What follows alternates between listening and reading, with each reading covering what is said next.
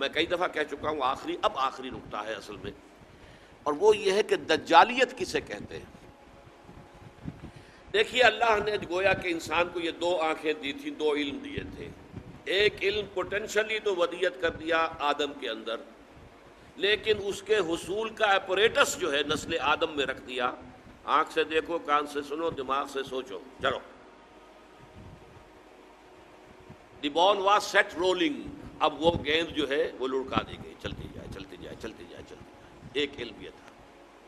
دوسرا علم فَإِمَّا يَأْتِيَنَّكُم مِّنِّي هُدًى، ہر سٹیج پر تمہارا یہ علم تو ابھی سٹیج بائی سٹیج چلے گا، ہر سٹیج پر ہم تمہیں ہدایت بھیجتے رہیں گے۔ ہدایت سے مراد کیا؟ یہ کرو یہ نہ کرو، do this don't do this, اسی میں تمہاری خیر ہے، اسی میں بھلائی ہے، لیکن تم جانتے نہیں، تم سمجھ نہیں سکتے، تمہیں ابھی فہم نہیں ہے۔ بچے کو آپ کہتے ہیں بھائی یہ مت کرو، آپ یہ نہیں سمجھا سکتے کہ کیوں نہ کرو، وہ بچہ ہے ابھی کیا سمجھے گا کیوں نہ کرو۔ ہاں بڑا ہو کر جو ہے اس کی سمجھ میں آ جائے گا کہ واقعی بات صحیح کہی گئی تھی، مجھے یہ نہیں کرنا چاہیے تھا۔ تو ابتدا میں جو احکام آئے ہیں وہ صرف احکام، حکمت ابھی نہیں دی گئی تھی، پھر رفتہ رفتہ حکمت دی گئی۔ تورات میں صرف احکام ہے، حکمت ہے ہی نہیں۔ انجیل میں صرف حکمت ہے، احکام ہے ہی نہیں۔ قرآن میں آ کر حکمت اور احکام جمع ہو گئے، کتاب اور والحکمہ یہ دونوں کے دونوں آ گئے۔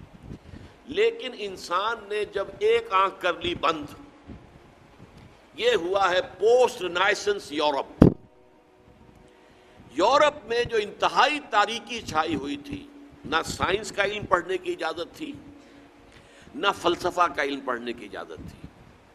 پوپ کا اقتدار، بدترین ملوکیت، دو طرح کا اقتدار، ایک بادشاہی اور ایک پوپائی، پوپ کا۔ اور نہ سائنس پڑھ سکتے ہو، سائنس کی کتاب بھی کسی کے گھر سے نکل آئی تو زندہ جلا دیا جائے گا، فلسفے کی کتاب کسی گھر سے نکل آئی تو زندہ جلا دیا جائے۔ حالانکہ سائنس اور فلسفہ دونوں کا آغاز اس سے بہت پہلے ہو چکا تھا یونان میں اور انڈیا میں۔ یہ دو جو ہیں اصل میں ancient centres of science and فلسفی بوتھ۔ لیکن یہ کہ یہ جو دور تھا میڈیول ایجز جن کو کہتے ہیں یورپ میں، ڈارک ایجز انہیں کہتے ہیں، یہ ہمارے تاریخ ادوار ہیں تاریخ کے، سائنس اور فلسفہ دونوں کی تعلیم جو ہے بند۔ اب جب کہ ہسپانیہ کی یونیورسٹیوں سے، اسپین کے اندر یہ یونیورسٹیاں تھیں، قرطبہ کی، غرناطہ کی، تولیتلا کی، یہاں آئے جرمنی سے لوگ، اٹلی سے لوگ، فرانس سے لوگ، اور یہاں سے علم حاصل کر کے گئے۔ ان کی آنکھیں کھولی، آنکھیں کھول کر جا کر انہوں نے اپنے ملکوں کے اندر تحریکیں شروع کی، احیاء العلوم، رینائسنس، ریفارمیشن، مذہب کے اندر اصلاح۔ اس کے نتیجے میں یہ علم شروع ہوا وہاں اب دوبارہ، لیکن مذہب کے خلاف شدید نفرت پیدا ہو چکی تھی پوپ کے طرز عمل کی وجہ سے۔ انہوں نے ہمیں روکے رکھا، سائنس پڑھنے سے روکے رکھا، انہوں نے ہمیں فلسفہ نہیں پڑھنے دیا۔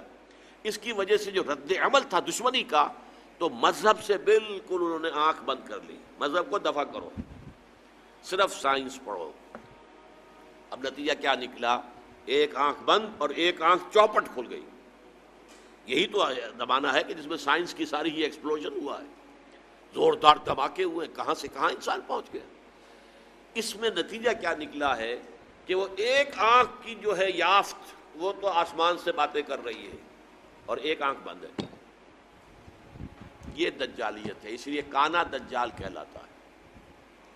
دو آنکھیں اللہ نے دی تھیں، ایک آنکھ یہ ایکوائرڈ نالج والی، ایک آنکھ ریویلڈ نالج والی۔ ریویلڈ نالج سے آنکھ بند اور ایکوائرڈ نالج والی آنکھ چوپٹ کھل گئی۔ آج ہمیں خواص اشیاء کا علم حاصل ہو چکا ہے، پراپرٹیز آف میٹر، وی نو دم۔ آج ہمیں کاسموس کا علم بہت زیادہ حاصل ہو چکا ہے، اور یہ علم اس حد کو پہنچ گیا ہے کہ چاند کو ہم اپنے پاؤں تلے روند کے آ گئے۔ اس سے آگے نہ معلوم خلا میں کہاں کہاں جو ہے جا رہے ہیں۔ آج کل آپ کو پروب کرنے والی چیزیں جو ہے وہ مریخ سے بھی آگے کہاں کہاں پہنچ چکے ہیں۔ تو یہ انسان کا جو علم ہے، یہی علم ابھی کچھ اور آگے بڑھے گا تو تمام جو مسٹریز آف نیچر ہیں ان سب کو معلوم کر لے گا۔ موت و حیات، مردہ کو زندہ کرے گا دجال، یہ صلاحیت اس میں آ جائے گی۔ زمین بنجر پڑی ہوگی، کہے گا کہ اس میں فصل ہونی چاہیے، ہو جائے گی۔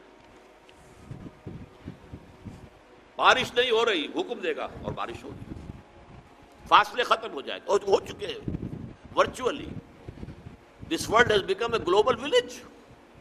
یہ دجالیت ٹیکنالوجی کی وجہ سے اور فزیکل سائنسز کی ترقی کی وجہ سے یہ دجالیت جو ہے اب اس مقام تک پہنچنے میں تھوڑی سی کسر رہ گئی ہے. یہ ٹوٹا ہوا تارا مہ کامل نہ بن جائے، لیکن یہ مہ کامل اگر یہ اس وحی کی رہنمائی سے مستغنی رہے گا، اگر انہوں نے اپنی آنکھ بند رکھے گا تو یہ دجال بن جائے گا، دجال اکبر. اور یہی در حقیقت اس دور کی سب سے بڑی ٹریجڈی ہے، اس دور کا سب سے بڑا المیہ ہے. ہمارا کام کیا ہے؟ دونوں علوم کا حصول. اچھا مذہبی لوگ اس دوسرے علم کو سمجھتے ہیں کہ یہ سیکولر دنیاوی علم ہے. نہیں، یہ بھی علم ہے. علامہ آدم الاسماء تو اللہ نے سکھایا تھا، لہٰذا اس کو ڈسکارڈ کر دینا کہ یہ ہمارا دینی علم ہے. نہیں، دین تو در حقیقت پوری دنیا کو محیط ہے.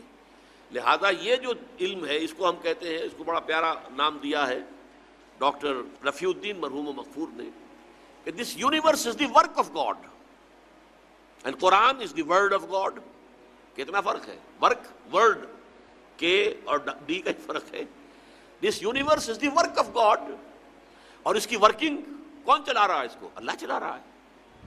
یدبر الامر من السماء الى الارض، ہی از دی مدبر. لہذا this science is understanding the work of God and Quran is the word of God. ان دونوں کے اندر کوئی تضاد ممکن نہیں ہے. کسی انسان کے بھی قول و فعل میں تضاد ہو تو آپ کہتے ہیں بڑا گھٹیا آدمی ہے، کہتا کچھ اور ہے کرتا کچھ اور. کیسے ممکن ہے کہ اللہ کے قول اور اللہ کے فعل میں کوئی تضاد ہو؟ یہ ہمارے عقل کا فہم تھا کہ ہم نہیں سمجھتے تھے. ہمارا ابھی اللہ کے ورک کا علم اتنا کم تھا، ہم سمجھتے تھے آسمان شاید بس 2-4 میل کے فاصلے پر کوئی چھت ہے، جیسے چھت ہوا کرتی ہے. یہی تصور ہوگا انسان کا. آج سے 1000 سال پہلے اور کیا سمجھا ہوگا اس نے کہ ہاں یہ کہاں ہے. اس حوالے سے نوٹ کیجئے، تو یہ ہمارے فہم کی کمی تھی. ابھی ورک آف گاڈ کا علم بہت کم تھا، آج ورک آف گاڈ کا علم بہت ہو گیا ہے.